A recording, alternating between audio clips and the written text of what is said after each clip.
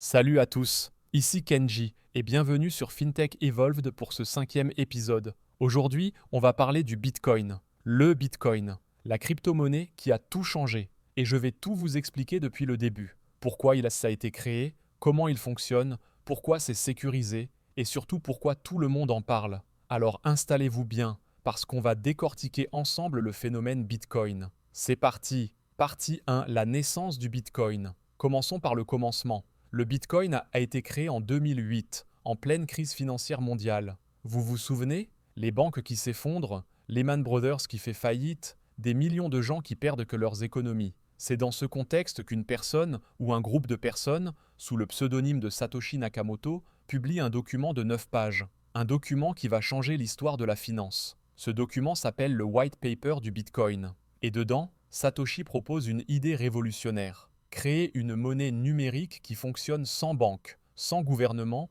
sans aucune autorité centrale. Une monnaie peer-to-peer, c'est-à-dire de personne à personne, directement. Pourquoi? Parce que la crise de 2008 a montré une chose. On fait trop confiance aux banques et aux institutions financières. Et quand elles s'effondrent, c'est nous qui payons. Satoshi voulait créer un système où on n'a plus besoin de faire confiance à un intermédiaire. Un système où les règles sont transparentes, où personne ne peut tricher, et où chacun garde le contrôle de son argent. Et en janvier 2009, le premier Bitcoin est créé. Le bloc Genesis, le tout premier bloc de la blockchain Bitcoin, est miné. L'aventure commence. Partie 2. C'est quoi exactement le Bitcoin? Alors concrètement, c'est quoi le Bitcoin? Le Bitcoin, c'est une monnaie numérique. Mais attention, ce n'est pas comme l'argent sur votre compte en banque. Quand vous avez 1000 euros sur votre compte, ce sont juste des chiffres dans la base de données de votre banque. La banque peut bloquer votre compte, geler vos fonds ou même faire faillite. Avec le Bitcoin, c'est différent. Vous possédez vraiment vos Bitcoins.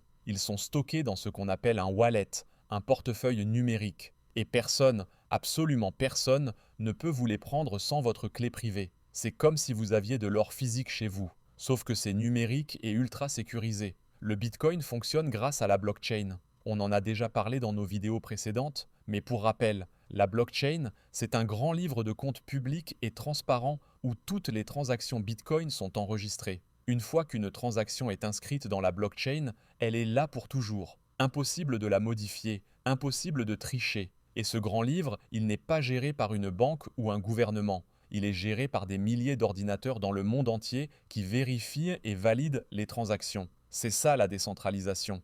Partie 3. La sécurité du Bitcoin. Parlons maintenant de la sécurité, parce que c'est la question que tout le monde se pose. Est-ce que le Bitcoin, c'est sûr? La réponse courte, oui. Le Bitcoin est probablement l'un des systèmes les plus sécurisés au monde. Pourquoi? Grâce à la cryptographie. Le Bitcoin utilise un système de cryptage ultra puissant. Chaque transaction est sécurisée par des algorithmes mathématiques extrêmement complexes. Pour pirater le Bitcoin, il faudrait une puissance de calcul tellement énorme que même les supercalculateurs les plus puissants d'aujourd'hui mettraient des millions d'années à le faire. Ensuite, il y a la décentralisation. Le réseau Bitcoin, c'est des milliers d'ordinateurs répartis dans le monde entier. Pour pirater le système, il faudrait contrôler plus de 50% de tous ces ordinateurs en même temps. C'est quasiment impossible. Ça coûterait des milliards de dollars et ça ne servirait à rien parce que dès qu'on détecte une attaque, le réseau réagit. Et puis, il y a la transparence. Toutes les transactions sont publiques. N'importe qui peut consulter la blockchain et vérifier que tout est en ordre.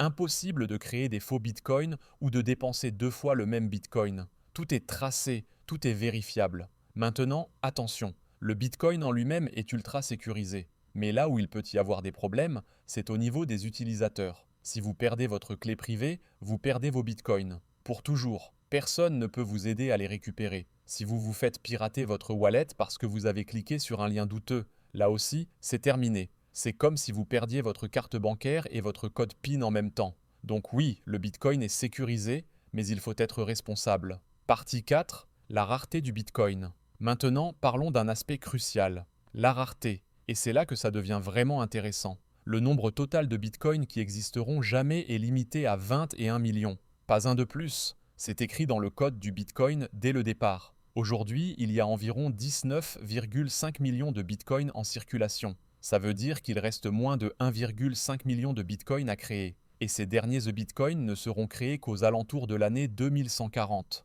Pourquoi cette limite de 20 et 1 million? pour éviter l'inflation. Regardez ce qui se passe avec l'euro ou le dollar. Les banques centrales peuvent imprimer autant d'argent qu'elles veulent. Pendant la crise du Covid, elles ont imprimé des milliers de milliards. Résultat, l'argent perd de sa valeur. C'est l'inflation. Avec le Bitcoin, c'est impossible. La quantité est fixe. Plus on se rapproche des 20 et 1 million, plus le Bitcoin devient rare. Et la rareté, ça crée de la valeur. C'est comme l'or. Il y a une quantité limitée d'or sur Terre. On ne peut pas en créer plus. C'est pour ça que l'or garde sa valeur depuis des milliers d'années. Le Bitcoin, c'est pareil. C'est de l'or numérique. D'ailleurs, on l'appelle souvent l'or numérique ou l'or digital. Sauf que le Bitcoin a des avantages que l'or n'a pas. Vous pouvez l'envoyer à l'autre bout du monde en 10 minutes. Vous pouvez le diviser en millions de petites parties. Essayez de faire ça avec une barre d'or. Partie 5. Le minage et les halvings.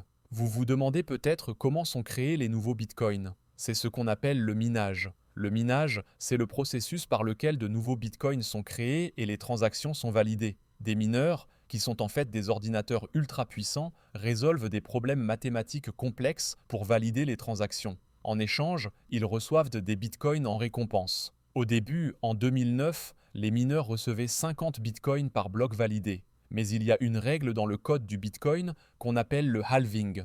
Tous les 4 ans environ, la récompense des mineurs est divisée par 2.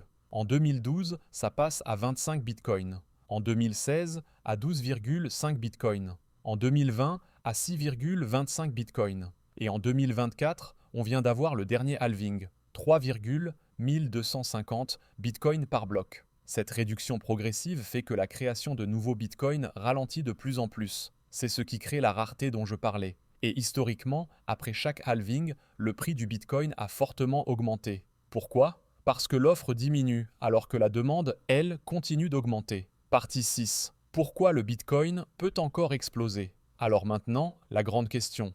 Pourquoi le bitcoin pourrait continuer à fortement évoluer ? Première raison, l'adoption. De plus en plus d'entreprises acceptent le bitcoin. De plus en plus de pays commencent à le reconnaître. Le Salvador en a même fait une monnaie officielle. Les institutions financières, celles-là même qui se moquaient du bitcoin il y a 10 ans, investissent maintenant des milliards dedans. Deuxième raison, la rareté. On vient d'en parler. Avec un maximum de 20 et 1 million et une demande qui augmente, la logique économique de base s'applique. Prix qui monte. Troisième raison, la protection contre l'inflation. Les gens commencent à comprendre que laisser leur argent dormir à la banque, c'est perdre de l'argent à cause de l'inflation. Le Bitcoin, lui, est programmé pour être rare et donc protégé contre l'inflation. Quatrième raison, l'instabilité géopolitique. Quand il y a des crises, des guerres, des problèmes économiques, les gens cherchent des valeurs refuges. L'or, l'immobilier et maintenant le Bitcoin. Cinquième raison, la jeunesse. Le Bitcoin n'a que 16 ans. Internet aussi était critiqué à ses débuts. Aujourd'hui, imaginez vivre sans Internet. Dans 10 ou 20 ans, peut-être qu'on dira la même chose du Bitcoin. Partie 7. Les limites et les critiques. Mais soyons honnêtes, le Bitcoin n'est pas parfait. Il a des limites. Première limite, la volatilité. Le prix du Bitcoin peut varier de 20% en une journée. Ça peut monter très vite, mais ça peut aussi descendre très vite. C'est un investissement risqué. Deuxième limite, la consommation d'énergie. Le minage de Bitcoin consomme énormément d'électricité, autant qu'un petit pays. C'est un vrai problème écologique, même si de plus en plus de mineurs utilisent des énergies renouvelables. Troisième limite, la vitesse. Le Bitcoin ne traite que 7 transactions par seconde. Visa en traite des milliers. Pour devenir une vraie monnaie d'usage quotidien, il faut des solutions pour accélérer ça. Quatrième limite, la régulation.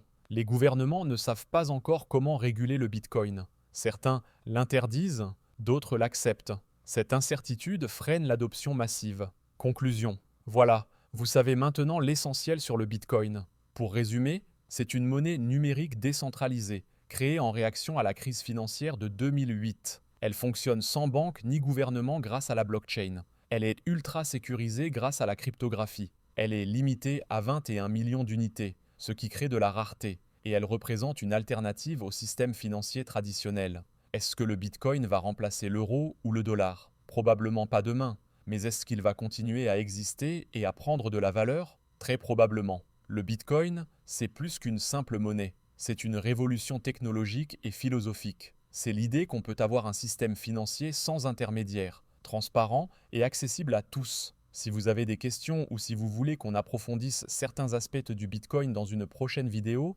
dites-le moi en commentaire. Et surtout, si cette vidéo vous a plu, n'oubliez pas de mettre un petit pouce bleu et de vous abonner à la chaîne. Ça fait vraiment du bien à FinTech Evolved et ça m'aide à continuer à vous créer du contenu de qualité. À très bientôt pour le prochain épisode. C'était Kenji et je vous dis à bientôt sur FinTech Evolved.